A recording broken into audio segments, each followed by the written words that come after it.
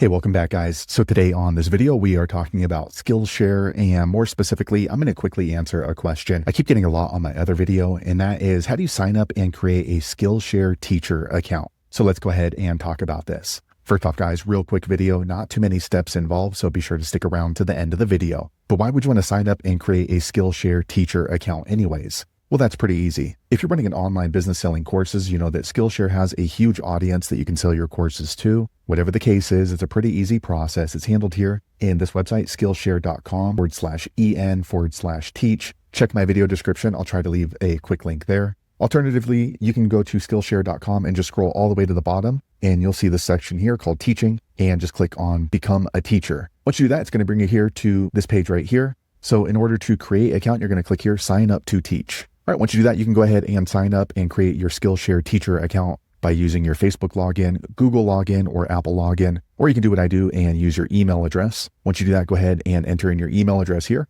All right, once you've entered in the email, go ahead and click on sign up. Okay, next you're going to go ahead and choose a password and then click on continue. Okay, next Skillshare is going to bring you through an application to become a teacher on their platform. So first you're going to go ahead and choose your language. So for me, I teach in English, and then click on this green forward button. Okay, next, in order to apply to be a Skillshare teacher, you're going to go ahead and fill out this application. They let you know that each time you progress through these questions, it's going to be saved for 15 days. So you can fill out partially right now and then partially tomorrow if you run out of time. So I'm going to go ahead and click on get started. Okay, first Skillshare is asking how I plan to offer products on Skillshare. So are you going to be publishing a course or a class, one-on-one sessions, or digital products? For me, I'm going to go ahead and publish a class. You can choose more than one if it applies to you. I'm going to click OK. Okay, now they're asking what category that I'm going to be selling in. So let me click here and I'll choose creative career. Okay, now they're asking if I have a YouTube channel. So you don't necessarily need to have a YouTube channel in order to set up your Skillshare teacher account. For me, I'm going to go ahead and click yes. And I'm going to go ahead and put my YouTube channel here.